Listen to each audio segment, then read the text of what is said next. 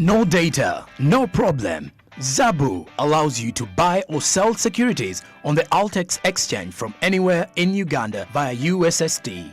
Step 1. To buy, dial *292#. Step 2. Select buy. Step 3. Select the product you would like to buy, for example, bonds. Step 4. Select your preferred maturity year. Step 5. Select the bond you would like to buy. Step 6. Input an amount of 15,000 Ugandan shillings or more. Step 7. Your order has been forwarded for processing. And finally, Step 8. Your order has been confirmed.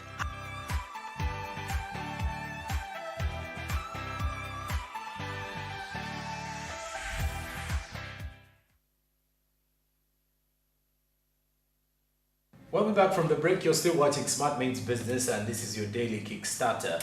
So in today's edition of the SMB Insight, what we have is looking at evaluating of business as the month comes to an end. I think when the month comes to an end, there is an audit, whether internal or external, for most of the businesses, because this is to help you evaluate and see the performance of the previous month. For example, the month of March, most businesses have to sit down maybe this very week, or others actually at the start of a new month, to see how they've performed, analyze the weaknesses and the strengths, and see where next to do, or which developments need to be added to the business, which, for example, if you are an employer and you have employees, which employee needs to be rewarded, which one needs more motivation, and all that. So as businesses plan for the next month, it is always better that you first evaluate the performance of the previous. Let's first have a look at our SMB Insight, and we'll be right back. If you're a business owner and you're coming to the end of the month, it's an important time for you as a business owner. It's a time of evaluation. It is a time of reflection. It is also a time of planning. So first of all, you need to ask yourself, how did I perform this month? How did I perform? How much did I expect in sales? How much did I expect in expenditure? How much did I expect in growth in my business? You need to make sure that this evaluation is done. If you expected 300 customers, how many do you have right now? If you have 280, you need to explain, why didn't I meet my target? Is it because I didn't work on a couple of days? Is it because the customers who I expected didn't come through? And if this is the case, the customers I expected didn't come through, why didn't they come through? You need to make sure that that evaluation has been done. You need to make sure that that discussion has been had. It is helpful to do it as a team. Bring together your business team so that you say, what did we do this month? You reflect on these numbers, and that means you have to have the numbers. That means you have to have the records. That means you need to have the information which will help you make this decision. But also the end of the month is a time for you to reflect on the next month, to plan for the next month. Now that we got 280 customers, how many are we expecting in the month of April? That decision needs to be made. What changes are we going to make? If we made most of our sales in Nakawa, and last month we didn't make any sales in parts of Makindye, you need to ask yourself, why didn't we sell in Makindye? Should we concentrate more on Nakawa than Makindye? Is there something we can change in the Makindye sales team so that we can be able to meet our targets? That is your responsibility as a business owner. You project for the next month. We hope that at the beginning of the year, you made the annual projections. If you did, you have broken down these projections into monthly projections, and this is what you are evaluating. And if you are reflecting on the next month, is there something you need to change from your annual projections? You could have discovered a market which you didn't know about earlier. And this market is a very, very exciting market. Should we change our projections? Should we put more concentration? Should we hire an extra salesperson to concentrate on this market? Those are decisions which you need to make as a business owner. We have come to the end of Women's Month, and it has been very, very successful. As women, we have made a lot of progress, and we are pleased. But as business, it is the end of the month. We have celebrated, we have, the seasons have changed, it is now raining, and now it is time to wrap up this month and then plan for the next month and the rest of the year. So what do we need to do? close your accounts for the month, pay your workers, and after paying your workers, you can deduce how much profit you made and be able to pay yourself, because as an owner, you don't have a fixed salary. It depends on how well you did. And then, so plan for the next month. How are you going to do better? Is the season better for you? Can you find some new products? Yes. So I wish you well. I wish you success in the month of April. There's unfortunately Ramadan and Lent both at the same time, which could be difficult for some products, but also very good for some other products, which are wanted at this time of the year. So I hope you are in the right products, and I wish you success during Ramadan and during Lent. Of course, this is the right week for people to evaluate their business and look back and see what really happened, what went wrong, what did they achieve, because at the start of the month, at least companies set out certain goals and certain, they do the benchmarking and say, you know what, everyone has got a set target, you have to hit it at the end of the month. If you fail to, this and this, these are the implications or repercussions that will be followed. But well, we are now joined by Pedison Mumbere to discuss this and many more other business updates in the country. Pedison, thank you for joining us. Thank you, Sonko. Good morning. Yes, good morning. I can appreciate what you're doing here every day. Okay. I always sit on my desk. I watch your show. The two of you guys. Sure. And I'm like, sour. Oh, okay. Yeah. That's so, but it's actually good that we are now actually coming to the end of the month. Yeah.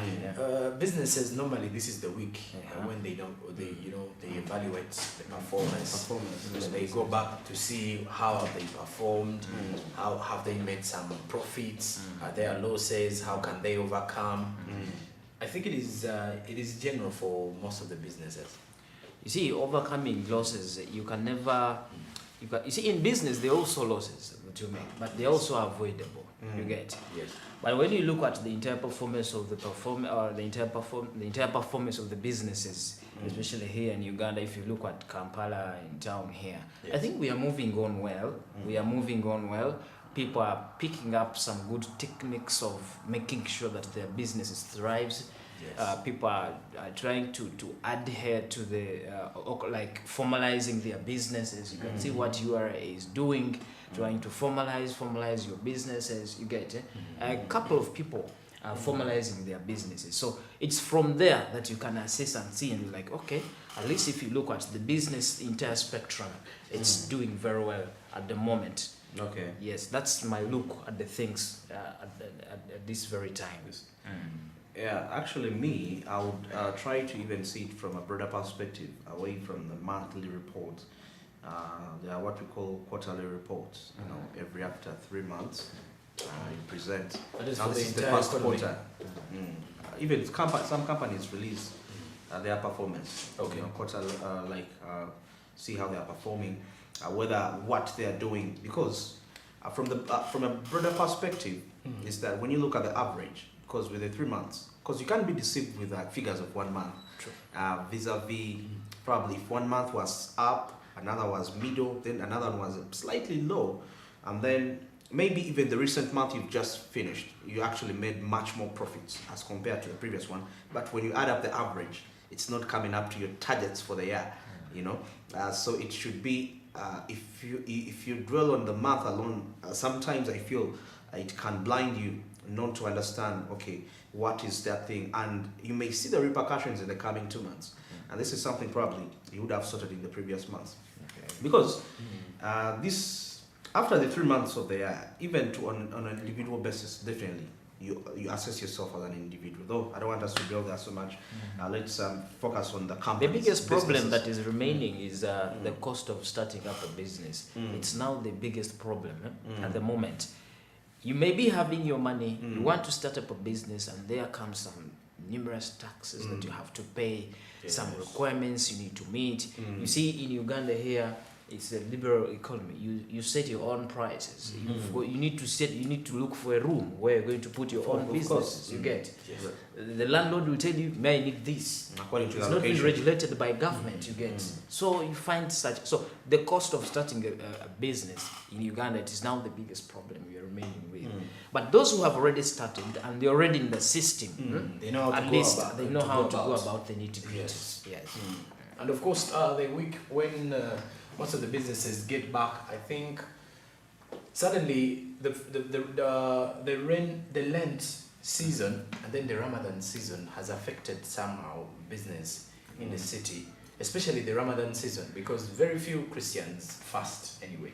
But the entire Muslim community will look at 90% of them are fasting, and then that has actually, I've had discussions with some of my sisters who are in business, and they would clearly say that it seems since the Muslims started fasting, there has been a slow movement of business, especially during daytime, and even in nighttime it's not that much, regardless of the fact that they've already broken their fast at the time. But you come to realize that this month, by the end of this month, the evaluation will strictly be rotating around how resilient these businesses have been. But well, besides that, I did mention that Penson Mubere joining us, we shall be discussing a lot to do with the latest business trends and the different business outlets as they are prevailing in the business world. Okay. And of which Penson now joins us to take us through all this and more. I have covered a couple of stories. Last time, you all know that I went to Yumbe district. Welcome back, brother. Yeah, thank you. It is over 700 kilometers from Kampala up to Yumbe. And it's very fun. It's very fun. You actually, Yumbe is near. What is the capital city of Sudan? Juba. Yes, it is near Juba than in Kampala city. Okay. So you So are it is almost in close to Juba. the capital Yes, of South Sudan. Southern Sudan. The capital of the country. But the biggest problem, much as government is putting there a couple of programs, Yes. you see, UDB, Uganda Development Bank, is the government bank that is meant to help these SMEs, medium and small enterprises. But now there are some programs that are going there through government, through UDB, of course. It is government programs, but through UDB, the Development Bank. Yeah. So there is a biggest problem of the infrastructures. Okay. And when I reached there, I realized they have roads. Their roads are quite ramshackled. They are not tarmacked. See? So government was setting digital loans to the small and medium enterprises through UDB, of course, you get. So these people will be getting loans as low as 5,000 and above. 5,000? Yes, just starting from there. Okay. This is for smallholder farmers, people who are engaging in only farming, you get. Okay. So as low as 5,000 and above. That means you can go for 500, you can go for 600, and you get that money digitally. You get digitally, so that you start, and it's the first of its kind. Getting a loan, applying for a loan digitally, and you get it digitally. Of course, all your particulars will be tracked by bank digitally, and you get the money. You get. Then after getting the money, then you can start up your farming now. That's in Yumbe district. But when I interacted with some of the locals around there, of course, the chairman LOC5, Mr. Abdul Talib, I also engaged with some of the locals around. They said, okay, much as government is bringing all these programs to us, but now how about these roads? The roads are not okay. Yes, you can give me the money to start up my own farming, but when it comes to taking my agricultural products to the market, it becomes a very big problem, because when it rains, the roads are muddy. You get. I can't take my own products to the market. So what is it? You get. Power is not reliable. Actually, even the uptake of electricity by those people is even very low. Very low. They're not even taking up power. Okay. So this is the biggest problem that so far is there. Good enough, the Minister for Privatization, Minister of State for Finance and Privatization was there, Evelyn Anite. She happens to be the daughter of the soil there. She comes from Koboko. See, Koboko and Yumbe is just the same region because of the two districts. Okay. So here, Koboko will have the Kakwas, then Yumbe will have the Aringas, but they are sisters and brothers in the same area. So the minister was there, was like, it's time now, they should make an alarm to the government of Uganda to make sure that the road from Koboko to Yumbe district is tarmacked, so that the transport of the agricultural products becomes very easy for them. From when? She was like, the program is there at the Ministry of Works. So she was like, there's a certain Minister of Works who's going to those areas very soon. Yeah. So she was mobilizing the masses to go to Arua. I think the minister will be in Arua. To talk, to ask him what is the way forward. We have already talked about this for a long time. It is time government should act because we need that road tarmacked. You get. So that's what is going on at the moment. So those places, the only biggest problem it is the infrastructure. Only infrastructure. Only infrastructure. So when they are worked on, when all those infrastructures are worked on, at least the smallholder farmers will find a reason to laugh, will at least breathe, because they'll be taking their products to bigger markets like Arua. You see, Arua is a city. So if you bring all your products, they say from Yumbe, from Koboko to Arua, there you're making money. So and I want to look at the digital uptake of this. Exactly. People in Yumbe. Because when you look at these apps and of course the platforms that UDP and other government players are putting up for people of Yumbe, you've mentioned their power, Power outages. And of course now when you look at the digital uptake, first of all it goes back to the internet. How is the internet connection? Exactly. Because even the cost of the internet. No. The AgroConnect, it is quite different from the usual financial. You can use it even with your phone, like a Mapesa phone. AgroConnect. Yes, AgroConnect. It is a program that is compatible with any phone. Even the phone of my mother, Grandmakato, is using. As long as you have battery. Yes, as long as you have battery and you can charge your phone. You don't need the internet. So you go don't to need the browser. You just go to the browser, whatever. There's no need where you should have a smartphone or something. No. Not that. So it is open. It is just, the program is just targeting a small holder farmer, most especially our mothers who did not even go to school, but at least if you teach her the procedure to follow this in her local language, and you change the things in her local language, she can actually speak. There is a certain lady in Yumbe who does not even speak English, did not study, but is using the application. And it's working out. And she has gained money. She has started her farming. You get. She's just only hampered by the infrastructures and stuff. Do you think some people in Kampala also need this? If you're a smallholder farmer here, you can do it. Actually, it is the first of its kind program, but it started in Yumbe district. So it will be coming even to other areas. I pray they go to Fort Potro, they go to Kasese, Nyangabu. This is very revolutionary, I guess. Yes. So it's more of a boost to agribusiness in the country. Agribusiness in the country. And it is not going to stop in Yumbe only. It is also going into other districts. The town you are seeing there is Yumbe. It is their own main town. The way you can see the infrastructure. You can see the roads and everything like that. So that's what was in Yumbe. The only biggest problem are the roads. When it rains, I can see they can't move anywhere. And even the potholes, whether it has rained or not. So that's the biggest main town of Yumbe there. So if you look at even the people in that town, the market is not enough. I am very sure if they start producing much more products, even that market in Yumbe is not enough. So they will need multiple markets from different areas. Now, the problem is moving to those areas because of the roads. So that is it. That's what is happening over there. Wow. Recently I remember there has been a dialogue regarding agent banking in rural areas, and uptick regarding that, and some of the when we like during the interaction still with the people, with the agent bankers in the northern region, majority of them could still attribute everything to infrastructure. Why? Because you have to get to an agent, but sometimes you have to travel a distance, you know, accessibility being a little bit of hard. Yes. And also some, still within the digital uptake, there was this aspect of cyber fraud, and it's very important. Like, as much as they're doing all these aspects, they should also take these campaigns in there.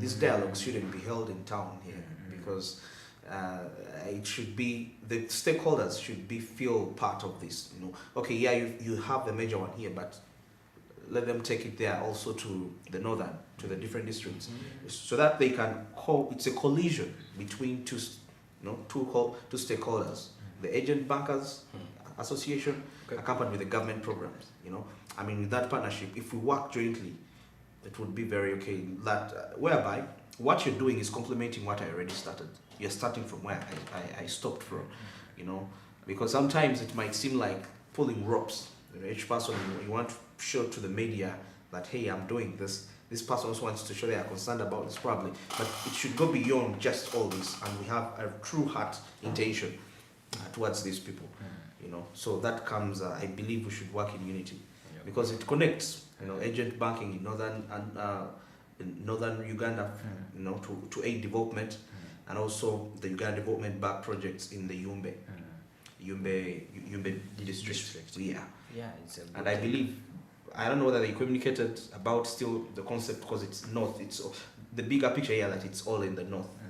Okay. You see, it is step by step. Maybe let them start with what they have already started with, and some other progress will be coming in with time. With time, yeah. Obviously, we will be joined still with Benson Mumbere after the break, as we look now into something to do with the 5G network. We had a discussion earlier 5G, yeah. And also the SMB on-ground conversations are coming up. But now, take up your investment with Zabo today by investing in government bonds and securities.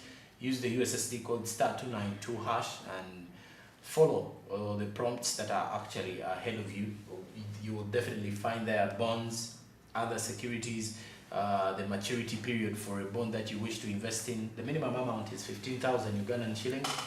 The markets on the platform open at 8:15 and they close at 3:15. That is East African Standard Time. They are only closed during the weekends and on public holidays. Zabo is powered by Otex East Africa, which says do something new. Zabo, my money, my future. You are still watching Smart Means Business. We do return with more after the break.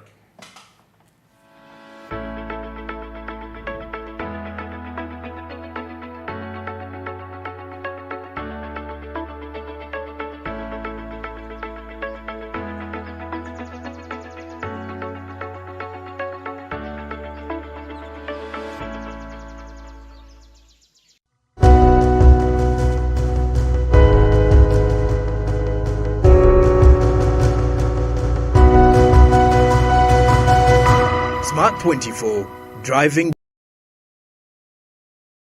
Say goodbye to paperwork and travel costs. Now every MTN customer can register to invest in securities anytime and anywhere with Zabo in a few simple steps. Step 1. Dial *292#. Step 2. Select option 1. Register with Zabo. Step 3. Enter your full names. Step 4. Enter your national identification number. Step 5. Enter your national identification card number. In 24 hours, you will receive an SMS confirming your registration. Congratulations, you are now ready to invest.